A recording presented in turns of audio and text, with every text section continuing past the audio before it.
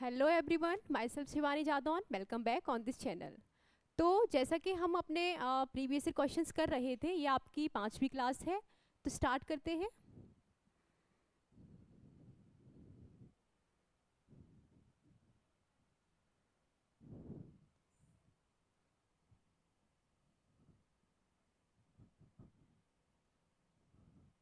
आपके पास ये first question है, आप इसको देख रहे हो। इसको टैकल करने के लिए क्या करना है, या तो आप इस इक्वेशन को सॉल्व करते रहो, या फिर आप एक काम करो, इसमें वैल्यू 1 पुट करके देखो। मतलब वैल्यूज कोई भी पुट कर सकते हो, पहले 1 पुट करके देखो, फिर 2 पुट करना, फिर 3 पुट करना, ऐसे अपनी वैल्यूज पुट करो।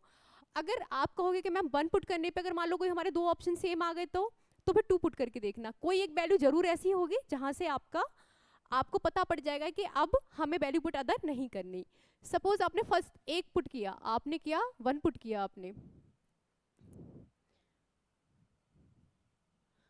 आपने किया 1 पुट, तो आप क्या करोगे, ये 6 रहेगा, ये 1 हो जाएगा, ये -2 हो जाएगा, ये +3 हो जाएगा, माइनस हो जाएगा, ये आपका 1 +2 -3। आप देख रहे हो 2 और 1 3, ये आपका कट जाएगा पूरा, यानी कि 3 -3 हो जाएगा, ये कट जाएगा, ये -0 आ जाएगा। अब आप इसको देखोगे 6, और ये होगा आपका 4 - 2 यानी कि 12, ये आपका 12 आ जाएगा। यानी कि आपको जब आप इक्वेशन में वैल्यू पुट कर रहे हो तो आपको 12 मिल रहा है। अब आप अपने ऑप्शंस पे आइए। जब भी आप अपने ऑप्शंस पे आओगे तो देखोगे कि देखो ये 5 हो गया, 12 हो गया, +16 हो गया, -3 हुआ। आप देख रहे हो 16, ये 5 12, ये माइनस की 3 अगर जाएगा भी तो 16 है, ये 3 जाएगा तो यहाँ कितना बचेगा, ये 13 बचेगा। 13 12 24 25, 25 और 5, ये आपका 30 तक जा रहा है। ये तो हो नहीं सकता, ये ऑप्शन हो नहीं सकता। ये 12 और 5, ये 16, इसमें तो कोई नेगेटिव है ही नहीं। यानी कि आपको कहाँ जाना था, सिर्फ 12 तक, और 12 तो इसमें सिर्फ एक यूनिट, एक डिजिट है, मतलब एक आपकी टर्म ही 12 है, तो ये हट जाएगा। आप इस पे जाते हो, ये -12 16 -3 5, अब ये कितना हो जाएगा, ये -12 है और ये आपका 16 है। 5 -12 +16 -3, आप देख रहे हो -12 5। थोड़ा सा इसको इरेज कर लेते हैं।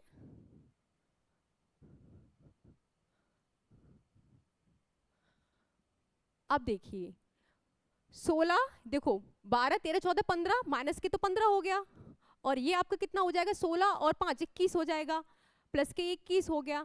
आप बताइए कहीं 12 आ सकता है, ये भी 12 नहीं आएगा। क्यों नहीं आएगा, क्योंकि ये तो कहीं ना कहीं आपका 7 बनेगा, ये नहीं हो सकता। अब आपके पास कौन सा ऑप्शन बचा, ऑप्शन नंबर डी ही है जो आपका ऑप्शन हो सकता है। आप देखो ये 5 +16 +3 -12, ये कितना हो गया, 21 22 23 24, 24 -12 क्या हो गया आपका 12। तो यही आपका क्या हो जाएगा, आंसर। तो option number D will be your answer, option number D will be your answer. तो आपको क्या करना है, इसको पूरा पूरा सॉल्व नहीं करना है, आपको सिर्फ एक वैल्यू पुट करनी है 1, और आपका उससे आंसर आ जाएगा। ओके, आगे बढ़ते हैं। बहुत ही इजी क्वेश्चन है, ठीक है। आपको पता है 8 का, अगर 8 का स्क्वायर दे रखा है, 3 का क्यूब दे रखा है, ये आपको 64 है, 64 आपका रूट में है, तो क्या आएगा, 8 निकल के आएगा। आप इसको देखोगे, ये आपके 81 है तो 9 निकल के आएगा। 8 से 8 कैंसिल हो जाएगा तो एक 8 आ जाएगा, और आपका 9 है, तो 9 क्या होता है, 3 का स्क्वायर होता है ना। तो आपने 3 का स्क्वायर नीचे है, 3 का क्यूब ऊपर है, तो 3 की पावर 3 -2 = 3। यानी कि आपका जब भी आप इसको सॉल्व करोगे तो आपको 3 मिलेगी, वैल्यू आपकी क्या हो जाएगी, 3, ये हो जाएगी 24। तो 24 विल बी योर आंसर, 8 और 3 24। अब देखो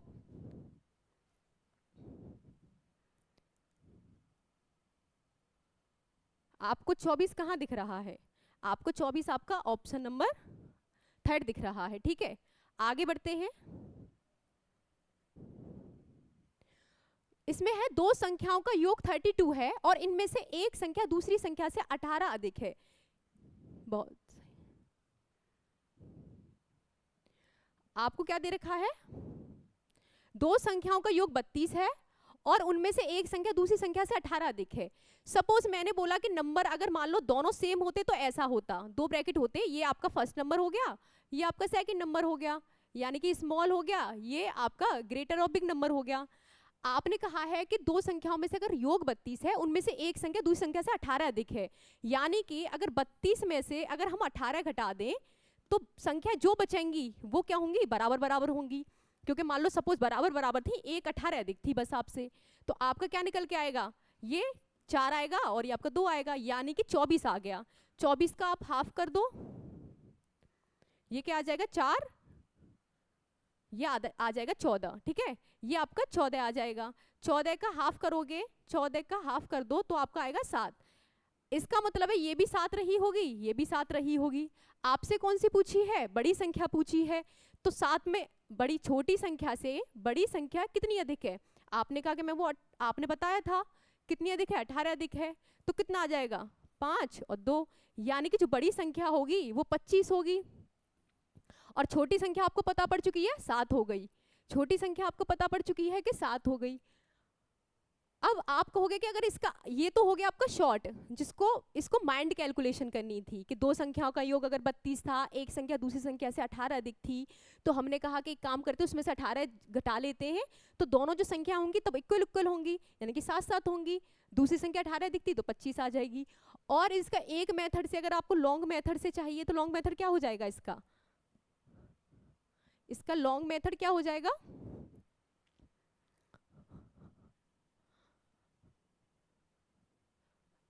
लॉन्ग मेथड में होगा आपका कि मान लो एक संख्या दूसरी संख्या से 18 अधिक है, तो जो संख्याओं का डिफरेंस होगा x माइनस वाई, जो डिफरेंस होगा वो 18 होगा, जो डिफरेंस होगा वो 18 होगा, और योग कितना है, x प्लस वाई कितना है आपका 32 है।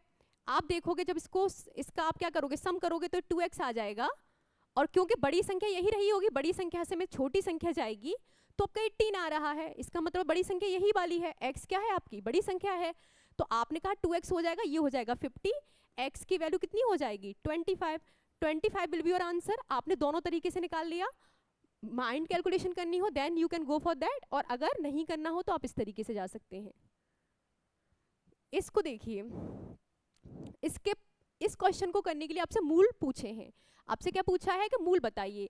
मूल पता करने के लिए आप क्या कर सकते हो, एक तो आपके पास ऑप्शन है कि इन सभी ऑप्शंस को एक एक करके ट्राई कीजिए, और देखो ये जो आपको डिजिट दे रखी है कोई इजी तो है नहीं, फ्रैक्शन वैल्यू दे रखी है, तो आपको मेरे हिसाब से लॉन्ग मेथड पे जाइए, इसका वो शॉर्ट पड़ेगा इन कंपैरेटिव टू, आप कंपैरेटिव सारे ऑप्शंस को लगा लगा के देख रहे हो, तो आप क्या करोगे, ये हो जाएगा 6p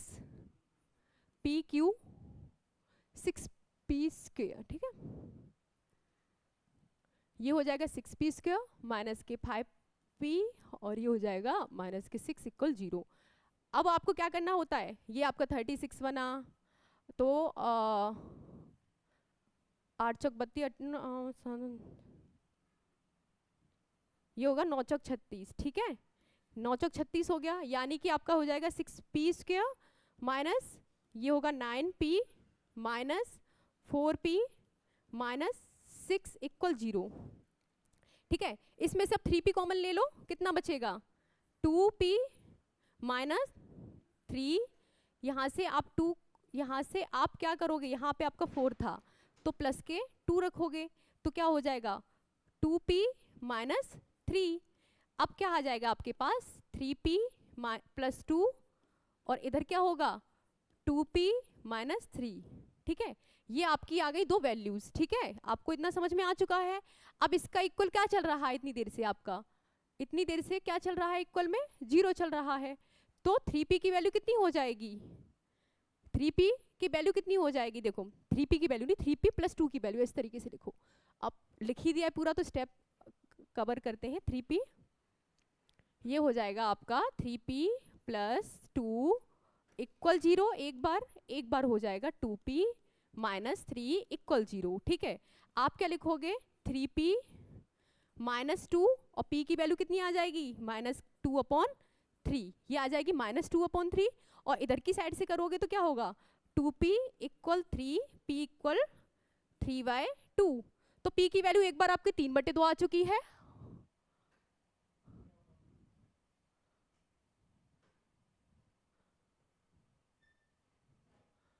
और एक बार देखो ये है आपकी, इसको थोड़ा छोटा देखिए, एक बार आपकी -2/3 आ रहा है, -2/3 ये रहा, एक बार आपका p 3/2 आ रहा है, ये रहा। आपके दोनों ऑप्शन इसमें मिल गए। अदरवाइज आपको करना हो तो आप वैल्यू पुट कर करके करोगे, जैसे -1/3 करोगे तो वैल्यू या तो आएगी या नहीं आएगी। आपको क्या करना है, आपको इन दोनों में वैल्यू आनी चाहिए। ऐसा नहीं हो कि सिर्फ आपकी -1/3 रखने से 0 आ गया। मतलब वैल्यू का मतलब है कि -1/3 पुट करोगे तो आपको 0 आ जाना चाहिए, और आप कह रहे हो मैम 4/3 से नहीं आ रहा है, तो ये ऑप्शन नहीं हो सकता। दोनों से वैल्यू नहीं आएगी या दोनों से वैल्यू आएगी, जब आएगी तभी ऑप्शन है। तो आप पुट करके देखोगे -2/3 तो वैल्यू आपकी दोनों से आ जाएगी। और पुट क्या कर सकते हो साइड में, 2/3 भी। ठीक है, आपको पूछा है, एक आपको समीकरण दे रखा है जो कि है x² -5x + 7 = 0, और आपको पूछा है कि जो मूल है ना इसके, उनकी प्रकृति कैसी होगी, यानी कि वो किस तरीके के हैं, वास्तविक है, परमेय है, समान है, वास्तविक है, अपरमेय है, समान है, क्या है। तो सबसे पहले इक्वेशन लिखो, x² 5x + 7, ये हो गया 0। ठीक है, अब आपको क्या होता है, इसके ये होती है इक्वेशन ax² + bx + c। इस इक्वेशन से आपको करना होता है कंपेयर। कंपेयर करने के लिए आपके पास ये है इक्वेशन, तो आपके पास फॉर्मूला क्या होता है, ये होता है b² - 4ac।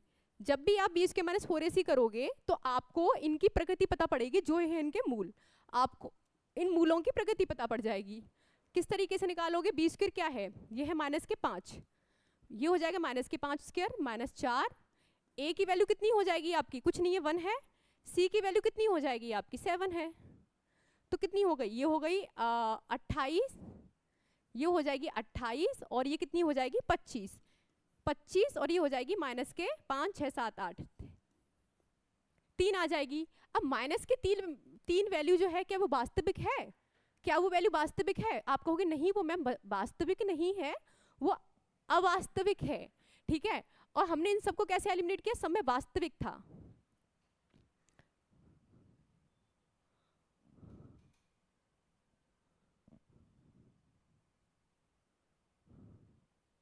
सब में क्या था, आप देखोगे सब में वास्तविक था, तो ये तो हो नहीं सकते थे, एक ही ऑप्शन बचता है आपका, तो -3 आपका आंसर हुआ। और हमने इससे क्या पता लगा लिया कि एक ही वो वाला ऑप्शन था, वो आपका आंसर हो जाएगा। नेक्स्ट क्वेश्चन पे चलते हैं। आपको दे रखा है 6 सेंटीमीटर त्रिज्या वाले एक ठोस गोले में प्रत्येक 0.3 सेंटीमीटर त्रिज्या वाले कितने गोलाकार ठोस कंचे बनाए जा सकते हैं। आप एक बात बताओ, जो शॉर्ट होता है देखो क्या होता है, हमें पहले पता, हमें लॉन्ग पता होता है तो हम शॉर्ट बनाते हैं उसी से। ठीक है, जैसे कि हमें पता है गोला क्या होता है, 4/3 πr3। अब जैसे कि पहले बड़ा गोला था तो हम क्या कर देते हैं, इसको कैपिटल आर ले लेते हैं, इसको कैपिटल आर ले लो, कैपिटल r3, ये हो जाएगा 4/3 पाई, और ये हो जाएगा स्मॉल r3। ठीक है, आपका ये हो गया 4/3 पाई से ये कट जाएगा। अब ये बताओ छोटे कंचे कितने बनेंगे, इसका मतलब हम n मल्टीप्लाई करेंगे कि कितने कंचे हैं, हमने सोचा n कंचे हैं, हमें नहीं पता, उसकी क्वांटिटी पूछी है कि कितनी है। आप क्या करोगे, r3 है यानी कि 6 सेंटीमीटर 6 सेंटीमीटर 6 सेंटीमीटर। अब जो स्मॉल था r, वो क्या था आपका, स्मॉल r आपका था 0.3, तो आप कहोगे कि मैम 0.3 से 3 बार आपको डिवाइड देना पड़ेगा, इस तरीके से 0.3। अब क्या करोगे, इसका सबका 0 पॉइंट हटाने के लिए आप क्या करोगे, ऊपर 1000 से गुणा कर दोगे, और वैल्यू किसकी आएगी, n की आएगी, तो इसका मतलब है ये हट चुके हैं सभी। 3 2 3 से 2 3 से 2, तो कितना आ जाएगा 8 1 2 3, यानी कि जो कंचों की संख्या है वो कितनी निकली, n की वैल्यू कितनी निकली, आपकी n की वैल्यू 8000 निकल आई। ये होगा आपका आंसर। ठीक है, क्या होगा, ये आपका आंसर होगा। आगे चलते हैं।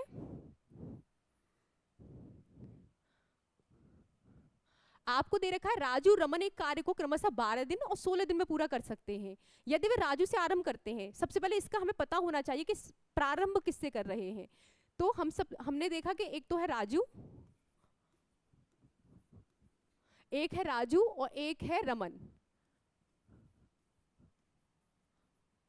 राजू और रमन है, राजू कर रहा है कितने दिन में, 12 दिन में, और रमन कर रहा है 16 दिन में। राजू कर रहा है 12 दिन में, रमन कर रहा है 16 दिन में, तो उसने पूछा कि राजू से स्टार्ट करते हैं, तो ऐसे लगा लो कि राजू से याद रहे कि राजू से स्टार्ट किया था, और वो अल्टरनेट डे पे करते हैं, तो पूछने का जो पूरा काम है ना कितने दिनों में पूरा हो जाएगा। तो आपने कहा ठीक है इसको सॉल्व करते हैं हम। इसका 48 आ जाएगा एलसीएम, 16 12 चौक, ये आ गई इनकी एफिशिएंसी दोनों की। अब राजू स्टार्ट कर, राजू कह रहा है कि देखो भाई स्टार्ट तो मैं करूंगा, पहले मैं 4 यूनिट करूंगा, फिर तुझे 3 यूनिट करनी है, हम 2 डेज में करेंगे ये वाला काम, ठीक है, ये 2 डेज में करेंगे। तो कितना हो जाएगा, 4 5 6 7 और 2, कितनी बार जाएगा ये, कहीं ना कहीं देखो हमने इसको 6 से मल्टीप्लाई क्यों किया, स्टार्टिंग में 6 से मल्टीप्लाई इसीलिए किया क्योंकि हमें 42 के आसपास आना होता है, और एफिशिएंसी के हिसाब से जो हमने एफिशिएंसी को ऐड कर दिया, और फिर हम क्या करते हैं, हम अपने टोटल वर्क के आसपास आना चाहते हैं कैसे भी, तो हमने कहा देखो टोटल वर्क के आसपास ऐसे आ सकते हैं। तो आप क्या करोगे, आप करोगे ये 42 आ जाएगा, और ये आपका 12 डेज आ जाएगा, ये हो गया 12 डेज, ठीक है, अब हो गया 42। अब देखो एक चीज सुनो, अब ये कहेगा राजू, क्योंकि सबसे पहले कौन यही काम कर रहा था 4 यूनिट वाला, इसने कहा कि मैं 4 यूनिट काम कर दूंगा और 1 दिन लूंगा, ठीक है, कितना हो गया 4 5 6 46 हो गया, और दिन कितने हो गए 13 दिन हो गए। अब जरूरत कितनी है काम की, आप कहोगे मैं 2 यूनिट की जरूरत है, 2 यूनिट की जरूरत है, और कौन करेगा, ये करेगा पीछे रमन, रमन करेगा 3 यूनिट के हिसाब से, तो 2 चाहिए और 3 के हिसाब से करेगा, और 13 दिन ऑलरेडी हो चुके हैं, तो इस तरीके से इसका आंसर आ जाएगा 3, 13 सही 2/3, 13 सही 2/3, 13 सही 2/3, ये आपका आंसर हो जाएगा। राजू रमन का काम था, उन्होंने 48 मतलब टोटल वर्क हमने 48 माना, फिर हमने कहा कि ये 4 यूनिट करेगा पर डे, ये 3 यूनिट पर डे करेगा, ये 7 यूनिट 2 डेज की हो जाएंगी, ये 6 से मल्टीप्लाई हो जाएगा तो 42, और ये 12 डेज में करेंगे। फिर हमने 4 यूनिट और जोड़ दिया, 4 यूनिट जोड़ने पे क्या हुआ, एक और यूनिट जुड़ गई, मतलब 4 यूनिट इधर जुड़ी, तो और 12 के दिन के साथ हमें 1 यूनिट, 1 दिन और जोड़ना पड़ा, तो वो 13 दिन हो गए इधर, यूनिट जुड़ने से 46 यूनिट हो गई। हमने कहा अभी हमें 2 यूनिट वर्क की और जरूरत है 48 करने के लिए, हमने कहा 2 यूनिट की जरूरत है, और बंदा कह रहा है कि मैं तो 3 यूनिट करूंगा काम, 2 यूनिट की जरूरत थी, 3 यूनिट कर दो, 2 सही 3, 2/3 हो जाएगा, और क्योंकि 13 दिन ऑलरेडी हो चुके थे तो 13 दिन यहाँ आ जाएंगे। ये क्वेश्चन सॉल्व हो चुका है, ठीक है, आपको समझ में आ गया होगा, ऑप्शन भी लगा दिया। देखो एक चीज ये देखो, इसमें है निम्नलिखित में से कौन सा युग्म सहअभाज्य संख्याओं का युग्म है। सहअभाज्य संख्याएं कौन सी होती हैं, सहअभाज्य वो होती है कि मान लो वो एक संख्या है, कोई भी संख्या है वो, और उसके साथ बस सिर्फ एक मल्टीपल होना चाहिए उसका, मतलब दो, मान लो 2 संख्याएं हैं, इनमें क्या कॉमन होना चाहिए, इनमें सिर्फ एक का मल्टीप्लाई होता है ना संख्या में, वही कॉमन होना चाहिए, कुछ और कॉमन नहीं होना चाहिए, तो सहअभाज्य संख्या है वो। अब कह रहा है सहअभाज्य संख्या नहीं है, इसका मतलब क्या है कि उसमें क्या हो रहा है, एक के अलावा कुछ और भी है जो कॉमन हो सकता है, एक के अलावा उसका एक और मल्टीपल है, यानी कि एक और फैक्टर यहाँ मौजूद होगा उस संख्या में। चेक करते हैं, क्या 11 और 13 में एक के अलावा कुछ कॉमन है, नहीं है, 17 23 में नहीं है, 15 17 में नहीं है, लेकिन 17 में 17 क्या होता है, 17 दूनी 34 भी होता है, तो यानी कि देखो 17 और 1 तो है ही, यहाँ भी 1 है। अब देखो यहाँ 17 भी बन गया, 1 भी बन गया, 17 भी बन गया, 1 भी बन गया, तो आप देख रहे हो 2 फैक्टर कॉमन हो गए, तो आपका क्या हो जाएगा, ये वाला ऑप्शन करेक्ट आंसर होगा। उसने कहा सहभाज्य नहीं है, सहभाज्य नहीं है, कोप्राइम नहीं है, ठीक है।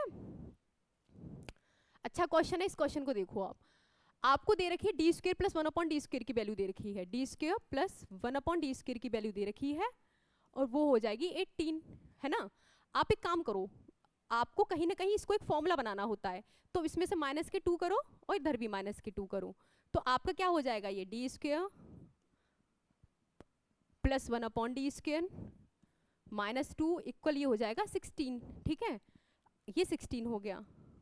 अभी किसका फॉर्मूला बचा, आप कहोगे d और ये हो जाएगा